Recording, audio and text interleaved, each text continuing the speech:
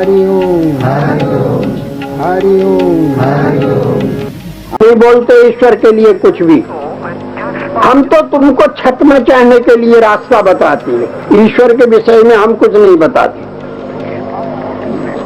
अगर उसके लिए बात करी जाएगी तो वो तो गलत हो जाएगी। हम कहें कि ऐसा है ईश्वर, ऐसा है ईश्वर, वो नहीं होता। हमारा तो ये सिद्धांत है, हम तो ये कहते हैं जिसका अभाव हो जाता है, कभी होता कभी नहीं होता, वो ईश्वर नहीं होता है। ईश्वर का कभी अभाव नहीं होता, तीन काल में भी वो एक रस रहने वाला है। त्रिकाल बाधत्वम सत्यत्वम, जिसका तीन काल में अभाव नहीं होता वो सत्य है, उसके अलावा बाकी सब झूठ। तुलसीदास जी महाराज ने रामायण में कहा है, गो गोचर जहाँ लग मन जाई, सो सब माया जानहु भाई। जहाँ तक तुम्हारी बुद्धि की पहुंच है, जहाँ तक तुम्हारी बुद्धि कल्पना करती है, वहाँ तक माया का प्रसारा है, वहाँ तक माया है। तो ये साधारण से लोग क्या कहेंगे कि हम उस सत्य को पकड़ेंगे। हाँ, दिल के बढ़ाने के लिए ये कहा जाता है, सत्य के अधिकारी भी बने। शेरनी का दूध जो है वो सोने के पात्र में रुकता है, वरना फट जाता है। पहले तुम अपने अंतःकरण को शुद्ध सतोगुण प्रधान तो बनाओ, तब तुम्हारे अंदर वो ज्ञान टिकेगा। जब तुमको उसका ज्ञान होगा, उसको तुम तब जान पाओगे, देखने का तो है ही नहीं। और ये जो देखने वाले, हमने हजारों भगवानों की रचना करी, हजारों भगवान है, मुसलमानों का अलग, हिंदुओं का अलग, ईसाइयों का अलग, सिखों का अलग, जैनियों का अलग, मार दुनिया भर के जितने, सबका अलग अलग भगवान है। ये तो हमारी उपासना के लिए एक तरीका निकाला महापुरुषों ने। और ये चीजें जिस लिए बनाई गई, कब सिखाता है मजहब हमको इस बात के लिए कि तुम एक दूसरे के साथ मारकाट करो, खून करो। मजहब तो हम सबको एकता सिखाता है, हमको मिलना सिखाता है, हमारे अंदर की कमी को निकालना सिखाता है। मजहब ये थोड़ी सिखाता है कि तुम हिंदू हो तो मुसलमानों को मार दो, मुसलमान हो तो हिंदुओं को मार दो, सिख हो तो तुम हिंदुओं को मार दो, हिंदू है तो सिखों को मार दें। ये कब कहा, किस महापुरुष ने कहा? ये तुम्हारा अपना मनगढ़ंत बात है, और तुम अपना बुरा कर्म करके दोष महापुरुषों में लगाती हो, और तुम्हारे इस दोष से महापुरुषों की बदनामी होती है। महापुरुष ये नहीं सिखाते, वो तो ये सिखाते हैं ये जीव मात्र एक ही प्रभु की सब संतान है, सब एक ही प्रभु के अंश है, और हमने सबको अपना समझना है। कि हाँ, रास्ता बच्चा है तो उसको बच्चे वाला बात मत कहा जाए, और बड़ा है तो वो बड़े वाली बात करे जाएगा। अब सबको एक ही तरह से तो हम पूरा नहीं कर पाएंगे। हाँ, ऐसी भी एक बात महापुरुषों ने हमारे लिए निकाली जो सबके लिए एक है, और उस बात के द्वारा तुम चलोगे तो मगर उसमें भी पहुंच नहीं होगी।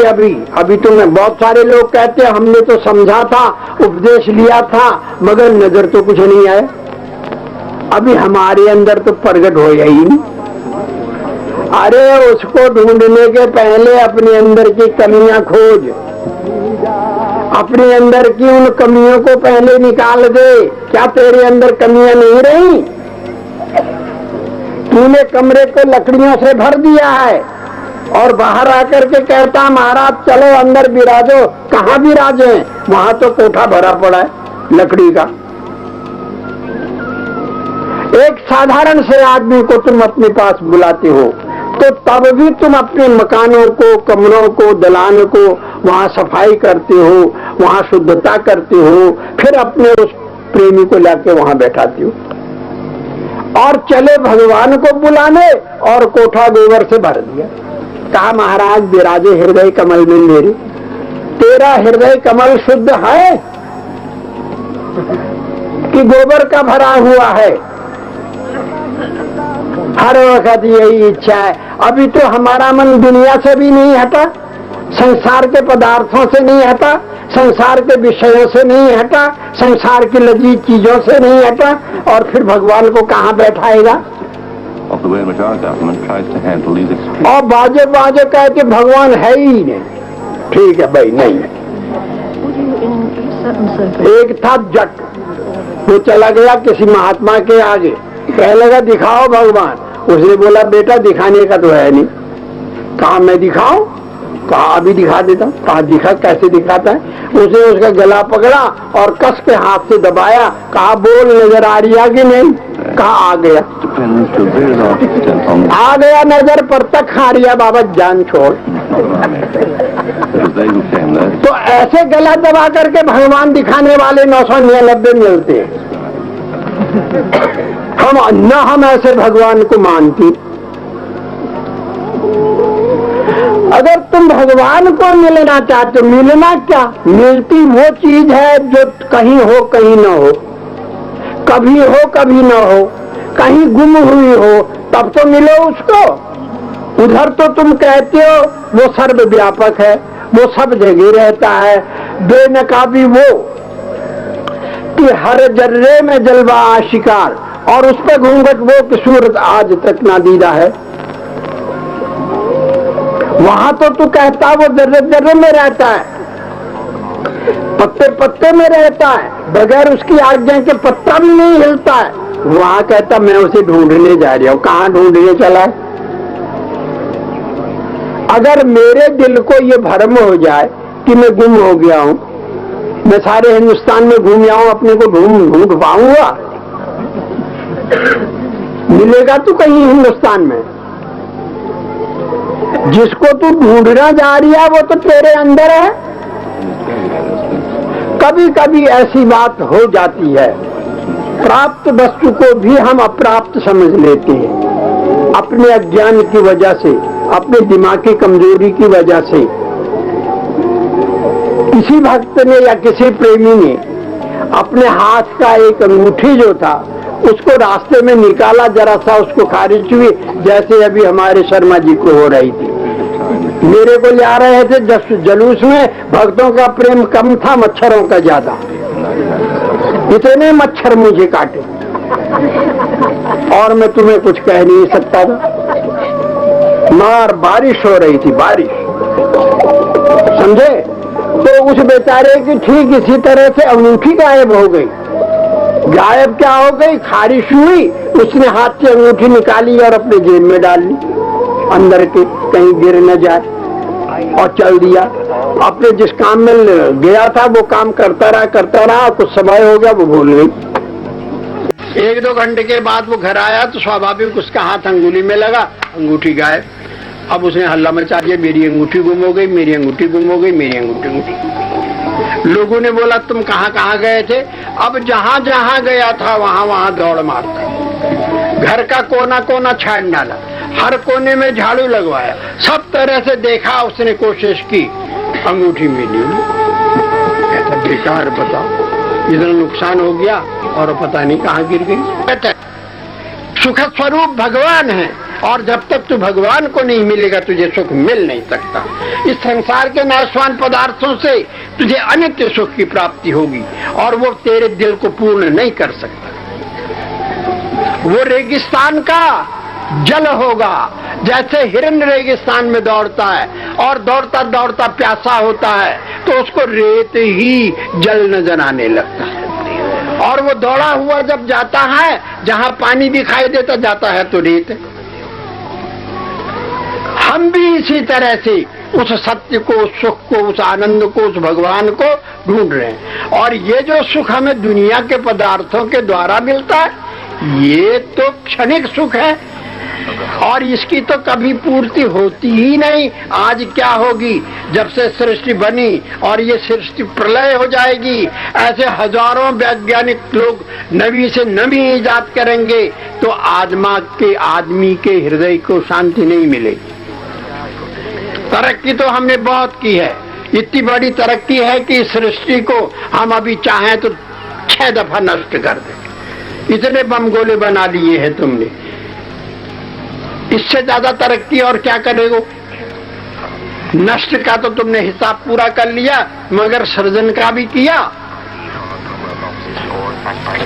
तुमने तो बड़े बड़े काम किए, सूअर पालन विभाग खोले, तुमने क्या नाम कहते हैं मच्छी पालन विभाग खोले, तुमने बड़े बड़े काम के पोस्टर लगा के बाजार भर दिया, हम दो और हमारे दो।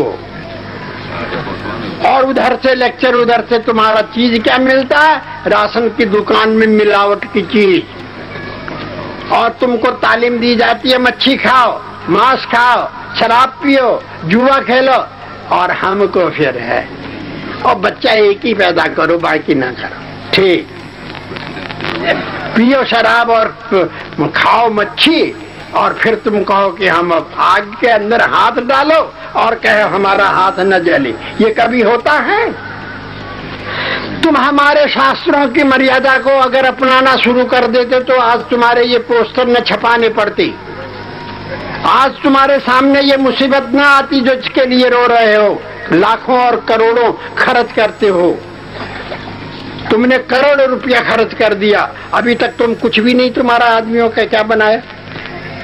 हम लोगों से कहते लोग ये साधु निठल्ले होते हैं, बेकार होते हैं, ये क्या काम करते हैं, बेकार का खा रहे।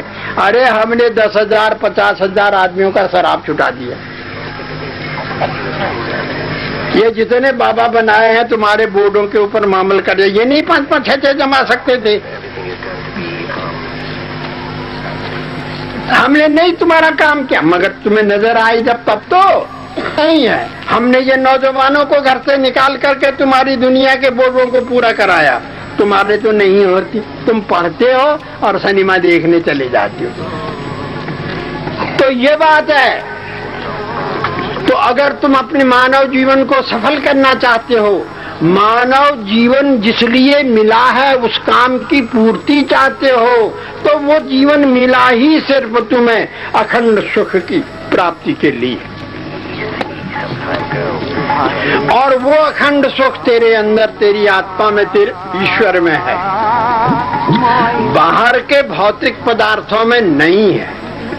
ये भौतिक पदार्थ तेरे को शारीरिक सुख दे सकते हैं, तेरे को अनेक प्रकार की सुविधाएं दे सकते हैं, तेरे हर एक कार्य के लिए कार्य करते, लेकिन तेरे को ये शांति और अखंड सुख की प्राप्ति नहीं करा सकते। अगर तू वो चाहता है तो तू ठीक अपने रास्ते को अपना, और अपना रास्ता तेरा क्या है? तू कर्म कर, जो कुछ भी कर रहा है। हम तुझे ये नहीं कहते कि तू मंदिर में जाके पूजा कर, तू जनता जनार्दन की सेवा कर। ये बहुत सारे लोग कहते हैं हम जनता जनार्दन की सेवा करते हैं। हम बाजार से गुजरते हैं तो बोर्ड टके होते हैं जगह जगह, हमारी दुकान 40 साल से जनता जनार्दन की सेवा कर रही है, और एक बोर्ड में ये नहीं लिखा है 40 साल से हम लोगों की जेब काट रहे हैं।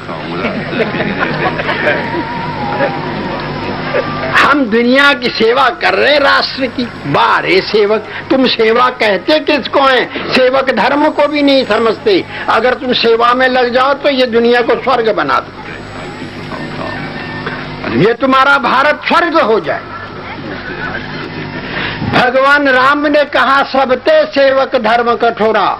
सेवक धर्म जो है तेरे तप करने से, जप करने से, तेरे दुनिया के कुल कर्म करने से ज्यादा महत्व का है। अब वो सेवा को तू अपना जब, तब तो तूने तो जहां सेवा करनी स्वार्थ को लेके करनी। अगर तू स्वार्थ छोड़ के सेवा कर, कोई काम कर, हमें कोई मना नहीं। चाहे तू स्कूल पढ़ाता है, तू बिजनेस करता है, तू खेती करता है, तू नौकरी करता है, तू दुनिया के काम करता है, सारे काम करने के लिए तुझे छूट है, कर, मगर निस्वार्थ कर, सच्चाई से कर। ये तेरा भजन बन जाएगा।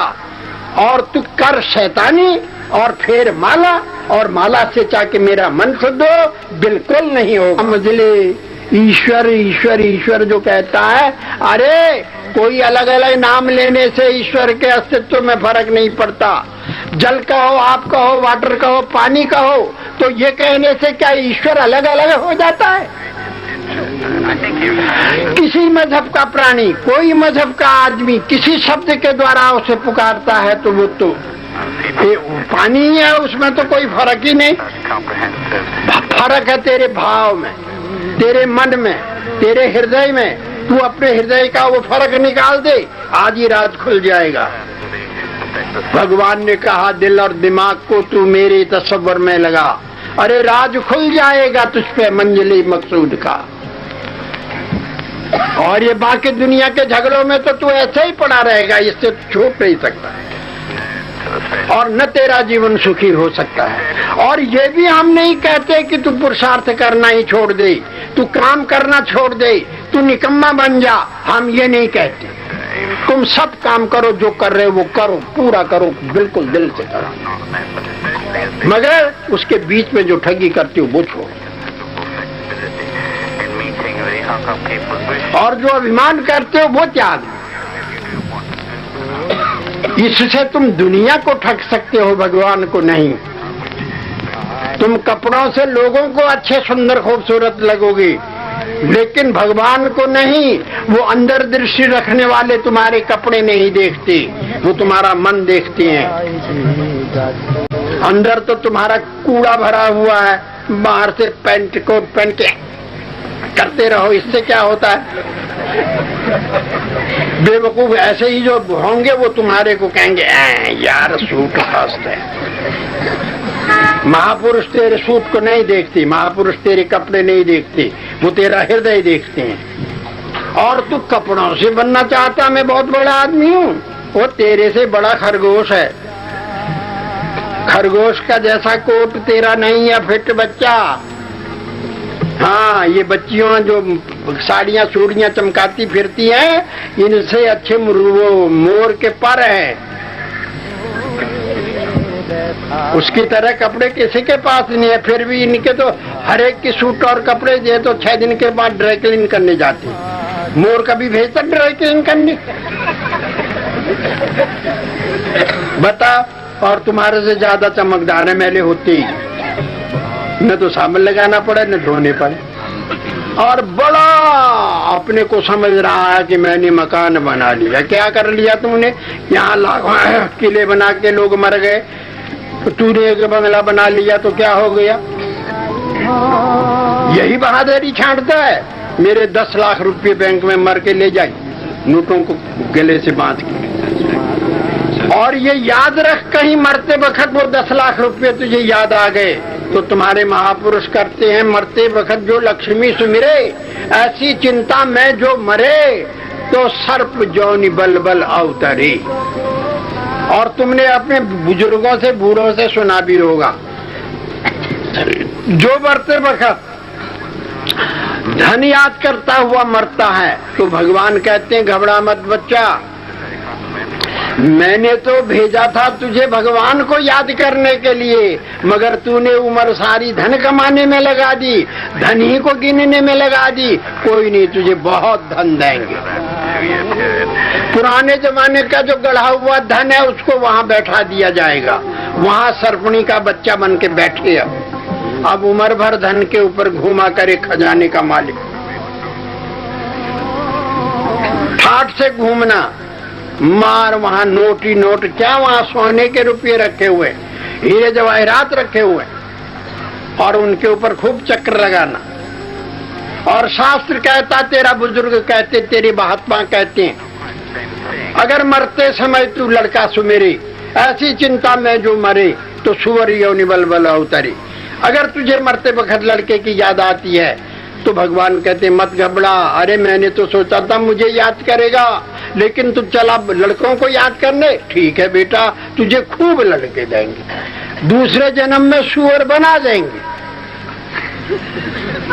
एक दफे में 12 लड़के होंगे। अगर 4 दफे हो गए पलट लिए फिर साथ ही साथ अपने मौज कर। हाँ, ये आनंद आएगा, समझ ले। क्योंकि भगवान तो कल्प वृक्ष है, भगवान की छत्र छाया में रह करके आदमी जो इच्छा करता है वो उसको मिलेगा।